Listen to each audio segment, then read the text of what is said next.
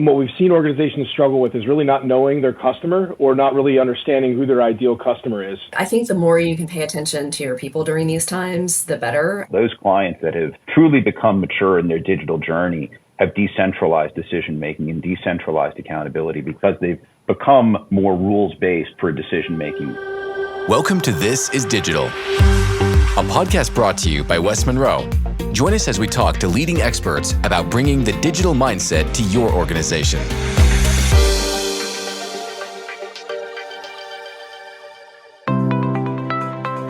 Hi, everyone, and welcome to This is Digital, a podcast about leading with digital to win in the marketplace. I'm your host, Rissa Redden, Partner and Chief Marketing Officer at West Monroe. On This is Digital, we talk to experts about how to go about not just doing digital, but being digital. This is a special episode of This is Digital, which is focused on navigating uncertain economic conditions. We're talking about both cost reduction and growth strategies you can employ right now. At West Monroe, we're seeing our clients, along with the market at large, taking a beat to see what they can do to make their organizations more recession resilient. I'm thrilled to be joined on today's special episode by Marc Tanowitz, Reavell, and Beth Montag-Schmaltz, leaders representing different disciplines here at West Monroe, to talk about their recommendations for what you should be doing now. By way of introduction, I would love for each of you to share what problems you help our clients solve. Marc, could we start with you? Sure, thanks for asking. So I lead our practice area called IT Strategy and Business Process Outsourcing, which is a group that helps our clients figure out within their back office operations, whether it's IT or the functional business services that they deliver to the enterprise, how to optimize and transform those. And that means determining how work gets done, where work gets done, and who performs that work, whether it's an internal resource or external resources, or potentially automating the processes. And we help our clients figure out what the right recipe is for them in order to execute efficiently and effectively. Great. Beth? Hi, Beth Montag-Schmaltz. Rissa, thanks for having me on today. I'm a partner at West Monroe leading our transformation enablement practice, which is a combination of organizational change management and portfolio management. And at the end of the day, we're really looking at the people side of the business. We're a firm believer that people affect profits, good or bad. And so really paying attention to that component is extremely important. So we look at it from people. Great. And Brian? Yeah, good morning. Thanks, Rissa. Great to be here. So Reavell, I'm a partner out of our New York office, and I lead our sales effectiveness practice. So within our practice, what we typically do with clients is we're looking at their go-to-market from strategy all the way through execution, thinking about coverage models, both from a sales and a post-sales and an operations perspective, and what that customer journey looks like and how we optimize touch points and create the most effective strategy and help them execute. Great. Let's go ahead and get started with opportunities to reduce costs. Marc, can you share some examples where you've helped a client generate meaningful cost savings?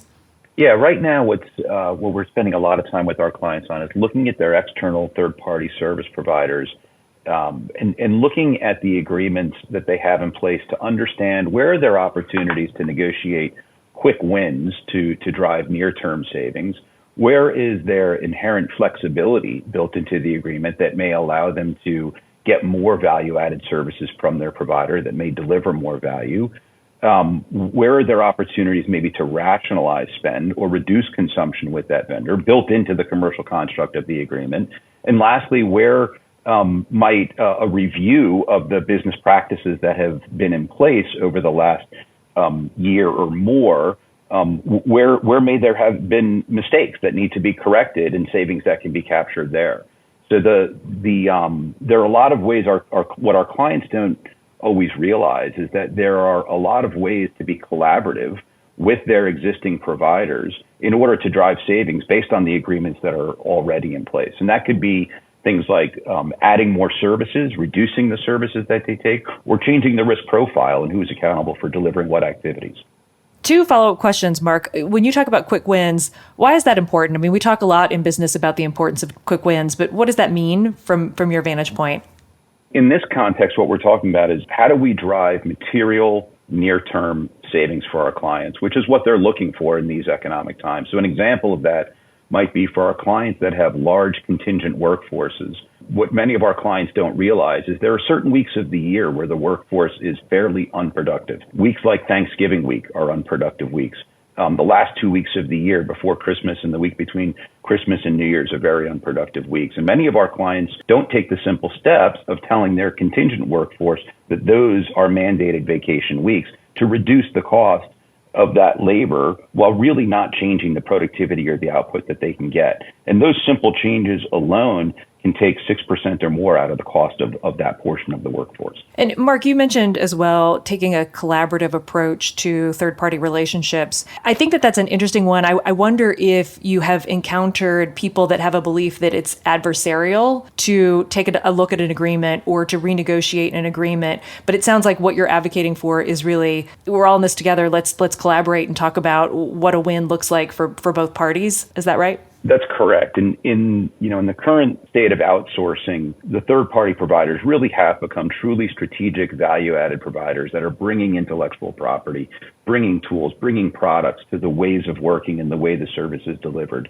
And our clients most often see that as a mutually beneficial relationship. They've really moved beyond over the last 10 years, moved beyond looking at that as a buy-sell relationship and moved into sort of the strategic partner ranks. The challenge that many of them face is that it's sometimes hard to tell where the line is of internal versus external work being performed. And sometimes the relationships between the individuals have become so strong that sometimes just getting to the table to have the conversation about how to work differently or how to reduce costs can be difficult. But the reality is what most of the service providers really want is a seat at that table, discussing what is the right solution for their client for the future. And in many cases where we have a commercial relationship that was defined 3, 4, 5 years ago, what the practical reality is that the way the services were defined back then is likely different than the needs of the business today.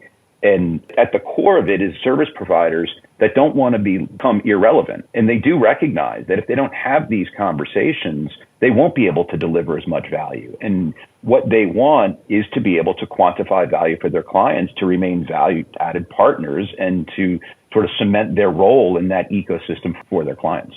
Marc, when you work with clients, what are some surprises that you hear about from your clients, that surprises as it relates to where they didn't expect to see cost savings or where they didn't realize there was an opportunity? What have you bumped into? A lot of our clients don't realize that there's flexibility in their agreement to achieve savings. So a couple of examples might be our clients often don't like their service level agreements. They feel they're not measuring the things that matter to them, or they feel that the service levels are always being met, so they're not really providing a method to sort of direct and control priorities. What our clients don't realize in that is that if the agreement was negotiated with 10, 12, maybe 15% or more of the fees at risk, that's really being built into the price. And so if they've hit a place where the service levels are no longer relevant, or perhaps were negotiated at a time where they were nervous about what the operations would look like, that cost was built into the system. And maybe they're at a place today where they can relax the amount of fees at risk because the operations have gotten very consistent.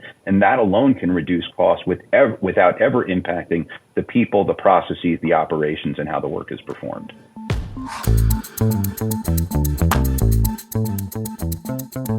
Marc, you mentioned people. I want to shift now to Beth. Beth, when a company is looking at cost cutting, how have you seen this affect morale and engagement?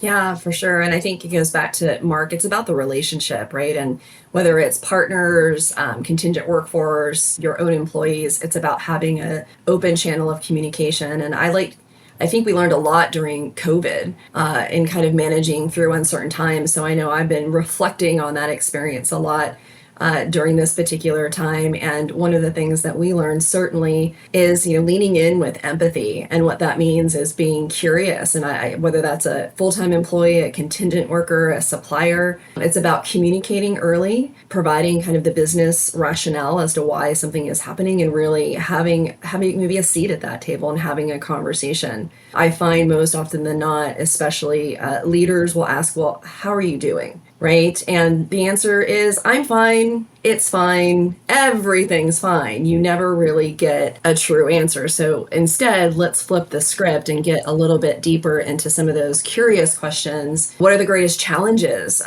for you and your team working during this time? What's keeping you up at night? What do you wish you had more time to do, right? So really probing a little bit deeper and exploring ways that you can collectively improve the workplace. And you touched on that idea of leading with empathy. How do you think about that? Or what does leading with empathy mean for you? Yeah, there's a word that I discovered during COVID. It's called sonder. And the definition is it's the realization that each random passerby is living a life as vivid and complex as your own, populated with their own ambitions, friends, routines, worries, and inherited craziness, an epic story that continues invisibly around you.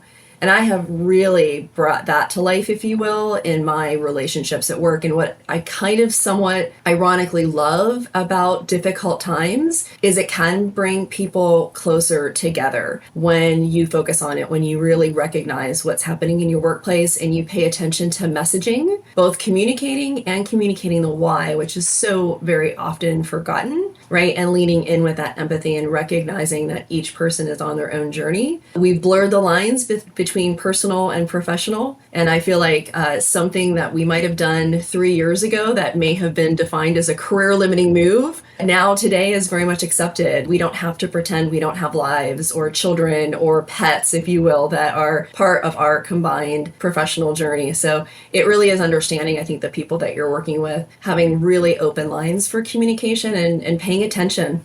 And Beth, why do you think that people neglect the why or neglect to communicate the why? I think it's uncomfortable.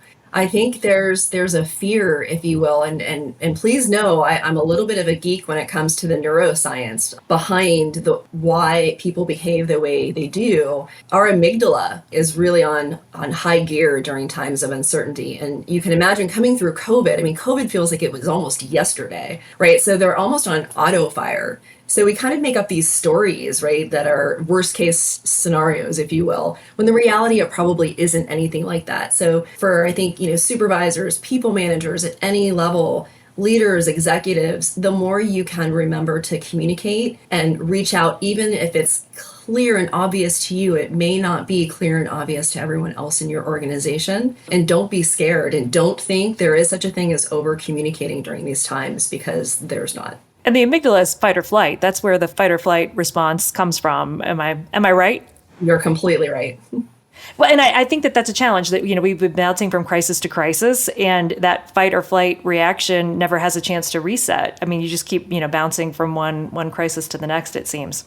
That's exactly it. And I'll tell you what, empathy goes a long way with your team. And again, I'm not here to convince anyone of, people in my mind equals profits, right? I think if you're a believer in that, then the way to lean in is to pay attention and make sure you're communicating and really bring that empathetic ear to your team. As you both think, Beth and Marc, about who leads cost optimization change, who takes the lead or who should be taking the lead as you think about cost optimization? Marc? Ultimately, we think the strategic imperative needs to come from the C-suite, right? They're the ones that set the strategy. They're the ones that set the direction, and they're the ones that set the boundaries on how to go about change, the magnitude of change, the magnitude of cost savings, and what needs to be achieved. But if you think about where clients are on their spectrum to being digital, those clients that have truly become mature in their digital journey have decentralized decision-making and decentralized accountability because they've become more rules-based for decision-making and have gotten more consistent around decision-making. And with that, they can push the cost savings accountability to very fragmented and low levels in the organization. And likely, Beth, I'd be interested in your opinion on this. We think maybe get more effective change management because more people are invested in how to achieve that strategic imperative of cost savings. For our clients that are not yet mature in their journey to being digital, it has to come from the top because that's where the knowledge of what the business needs to achieve is and how the business needs to achieve it. But Beth, I'd be very interested in your perspective on that. Yeah, Marc, 100%. The change happens in the middle, right, where people meet with their supervisors and managers. And what I will say, almost regardless of the spectrum, I find what organizations typically miss is they might communicate the what. They may or may not communicate the why. And sometimes it's literally an email, right? Maybe from the C-suite. Maybe it's in a virtual town hall, and that's it. And what doesn't happen is, well, what does this mean for me, my team, my department, my customers? It's not translated, and it's sort of left, if you will, to each individual people managers. We like to reverse engineer that. Like, I'm not going to leave anything to chance, right? And let's make sure we think about the different implications, and we meet with those people managers in advance to talk through, what questions do you have? What questions do you think your team will have for you? And let's think through the really tough ones, right? What's going to come at you? What will people perhaps read into this message? And really spend some time on preparing people managers to lead their teams through these kind of changes. Because I promise, people are creative and they come up with really, really interesting things that aren't true necessarily in the organization. And so let's not leave it to chance. Let's really pay attention to that cascading message. And by the way, an email doesn't count in my book. It's a necessary evil, but you can't leave it at an email. You've got to pay attention to those people managers and prepare them. I think you raise a great point, Beth, around nature abhors a vacuum, and people will create their own narrative if they don't have another narrative as an alternative. And I love your point about email, that it can be easy to read what you want into an email, and how do you engage in that conversation? And I'd be curious how you help organizations prepare for those conversations, that it's not enough to have talking points in front of you. How do you role play? I mean, how do you help your clients have those really challenging conversations? Yeah, and obviously it depends on how challenging the conversation is, sort of what's the potential emotional, right, kind of toll this particular change is having. But to your point, Rissa, absolutely, it's having very concentrated small working sessions with those members. And a lot of times, if you are delivering maybe a more difficult message, don't have the first time you're delivering it be to the people impacted. You need to practice, right? You need to say it out loud a couple times, and then again, be prepared for the type of reactions that you will receive back. And so we do spend some time on the type of behaviors that leaders will experience, and the why behind that, and what's the best approach for that particular behavior. It may be anger, it may be grief, it may be sadness, it may be fear, it may be silence, right? I think that's been really popular lately, right? Kind of the quietness of the employee, which really senses that maybe they're not engaged. So then, therefore, what are my strategies as a leader when I sense these different behaviors coming from my team?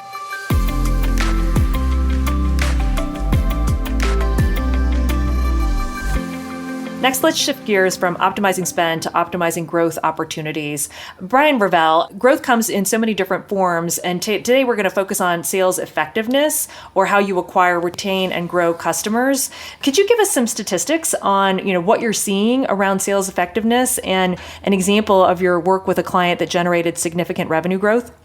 Sure. I think to start off, the whole purpose of it is really getting the right product to the right customer at the right time. And what we've seen organizations struggle with is really not knowing their customer, or not really understanding who their ideal customer is.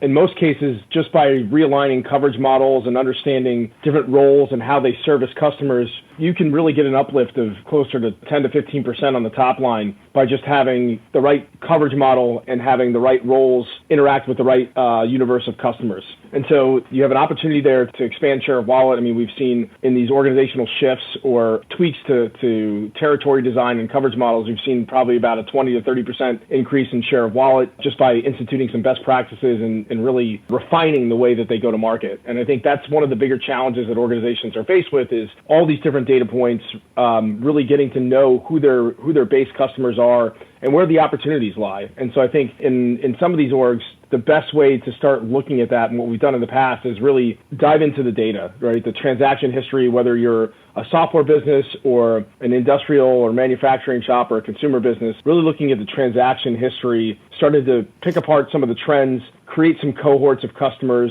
and really map that against and reconcile that against your existing coverage and capacity. When organizations can do that and actually look at, one, where have we performed well, and two, where are some of the predictors of churn or predictors of potential growth areas in terms of cross-sell, upsell, or expansion, et cetera, realigning their teams to pursue those opportunities and having it be in a data-driven environment is really a simplistic way that simplistic in theory, a little bit difficult to execute in practice, but that's one of the ways in which we've helped clients really grow top line, hundreds of millions of dollars. And then, that goes down into EBITDA, which could be a couple different points of multiples for private equity backed companies. So I think what we're seeing is a focus on data and a focus on how to best serve the customer so that they can optimize the coverage model and then be able to go pursue where those opportunities lie. And with that approach that you're taking, Brian, where you're looking at data, you're thinking about process enhancements, process improvements, coverage models, how long does this take? I feel like leaders are under pressure right now to deliver results and to deliver them quickly. How fast are you able to drive results for your clients? And one of the examples that I referenced prior, it was about a 3-month process that we were able to identify and create an execution plan and a roadmap to be able to go achieve those quick wins. So I think I would say that there's a 3 to 6 month window of identifying and starting to take some steps in the transformation to be able to go get those numbers on sort of the quick win end of it. I think a longer term transformation, and the rest of the folks on the call will probably attest to this, sometimes those could be probably 12, 18 months, depending on the size of the organization, where you could really institute the change and capture the maximum value that you were able to identify. That's typically the timeline we see, right? Anywhere from, let's call it from a quarter to about a year and a half to be able to fully achieve that potential. But there are quick wins that you can garner in the meantime just by tweaking the coverage model, aligning incentives, and making sure that you have role design and role clarity and not overspending for certain roles on the cost to serve basis. We were working with a industrial distribution client. They were facing decreasing margins. They were concerned that declining growth organically was also attributable to some of the other economic conditions such as inflation, et cetera, and that they weren't really driving, the right type of success organically. So we came in, we were able to assist them with this go-to-market transformation where by assessing their current state, we went through, analyzing millions of transaction data to try and redefine what their most valuable customer segments were. And then on top of that, we were able to redesign exactly how they would cover them and support them from an org design perspective. So challenge number one was really understanding what the current landscape was. And then challenge number two was identifying the value that we could potentially create by essentially changing the model in which they operate. And so we were not only able to develop a new coverage model, but we were actually able to define new customer journeys. We were able to define new sales processes, playbooks, and all that in totality in terms of this transformation. We identified about 5 to 800 million in terms of top line revenue potential, which is about 7 to 10% incremental growth for them, as well as about a 30% reduction in terms of cost to serve, which was another huge pain point for really what was an antiquated organization and an antiquated service model by shifting to digital. And then on the last piece of it, all the way to the bottom line, with those two components combined, it was about 150 to 200 million in terms of savings and EBITDA. So huge impact to the organization that we were able to calculate and deliver in terms of roadmap and recommendations. And Brian, what are the biggest obstacles you've seen to achieving fast results? I think a lot of it comes down to where Beth lives and breathes every day, right? The change management piece. From the standpoint of a sales organization, right, there's a lot of either good or bad habits that need to be modified. When you have a challenging sales organization or a distributed organization, as most exist today, changing the cadence and the rhythm and the process and getting folks to adopt those habits and adopt the change, and whether it's technology driven, whether it's just process driven, whether there's new role designs and they have different cadences in terms of how they interact with customers, those are usually the biggest obstacles. Even when you do have a pretty solid let's call it support from the field in terms of making some of these changes, it's still really difficult to get it fully implemented. Beth, what might you add about helping leaders grow their way out of a downturn? Well, it's ironic because you think the growing your way out is the easier way out when it comes to people and behavior change, right? It's more exciting. There should be less fear kind of based around it. But Brian, I heard you use words like incentives and role changes, and I promise you that's moving people's cheese pretty significantly.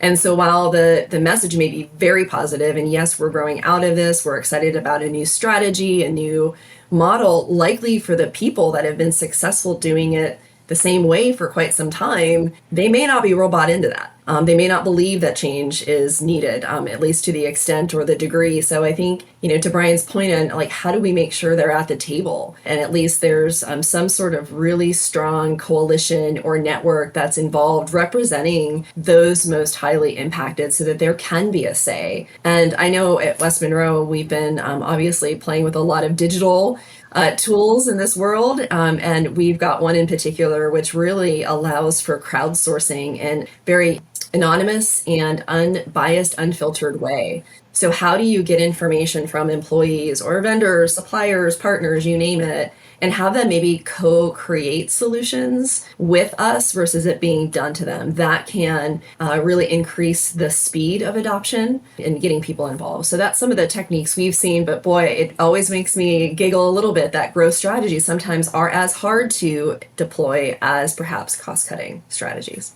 And we've been talking about cost reduction, about growth strategies, all in response to economic uncertainty. Beth, is there any additional advice you might have for companies facing uncertainty? I think the more you can pay attention to your people during these times, the better. And I'll just maybe give a personal story where we had a major reorganization, restructuring, which did impact employee jobs. And Rissa, to your point, we did the typical, workshops with people managers up front and really led them through a very thorough practice session of different types of reactions. Here's the tough questions, etc. And I'll never forget, I had a gentleman approach me at the end and he said, Beth, I've been doing this kind of stuff for about 25 years in my career. I never knew there was a better way to do it. And I would just suggest as leaders in organizations, let's maybe challenge ourselves how we can do things differently. Beth, we've heard a lot about change fatigue, that we seem to be moving from one crisis to the next, and it's a bit of a roller coaster of an experience for everyone. What did we learn from the pandemic and from various crises we've experienced that we should be applying today? That it's okay to have these conversations at work. I've said this my entire career, and I think it's really coming to fruition now, that it's okay to talk about the number one F word in business, which is feelings. And I would actually encourage those conversations and not to be fearful of them. But the good news is I think mental health, especially in the workplace, has a whole new light, if you will. And I know something as simple as maybe taking a pause before a meeting starts, just for folks to collect themselves from the last hard meeting going into the next hard meeting, and just recognizing that we are human, we are in this together. Let's just take a pause, take a beat. So I think those things that we learned during COVID, like just dust them off a little bit if you haven't been using them in the last few months, and bring it back, because I think we did get better around empathy and leading through turbulent times.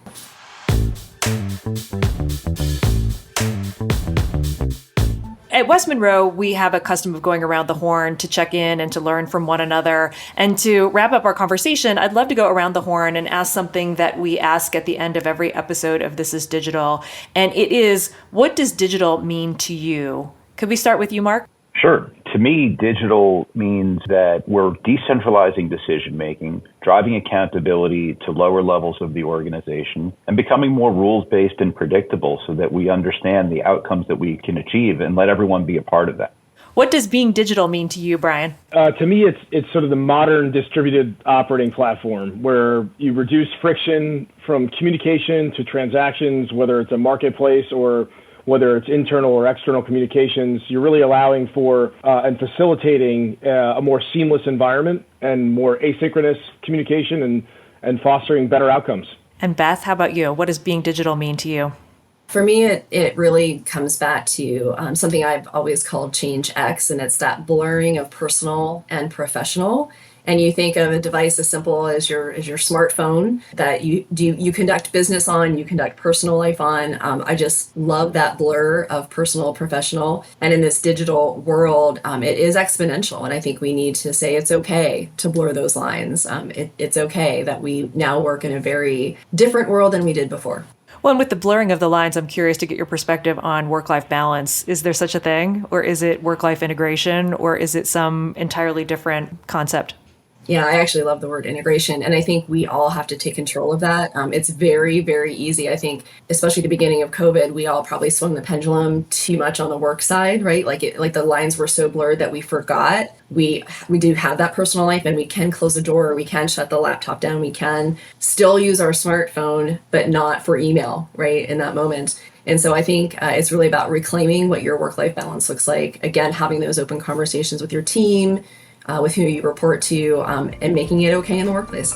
Marc, Brian, and Beth, thank you so much for sharing your perspective today. For those interested in staying connected to you, what's the best way to do so? Should they find you on LinkedIn, on Twitter? Where would you like them to find you? Find me on LinkedIn. LinkedIn for me. Same. LinkedIn. LinkedIn for the win. All right. Well, this has been a terrific discussion today around cost reduction and around growth strategies. Thank you so much for another fantastic episode of This is Digital. Thank you, Rissa. Thanks for listening to This is Digital. If you enjoyed today's show, please follow or subscribe on your preferred podcast app. And don't forget to leave us a review. For more information on This is Digital, visit westmonroe.com/thisisdigital.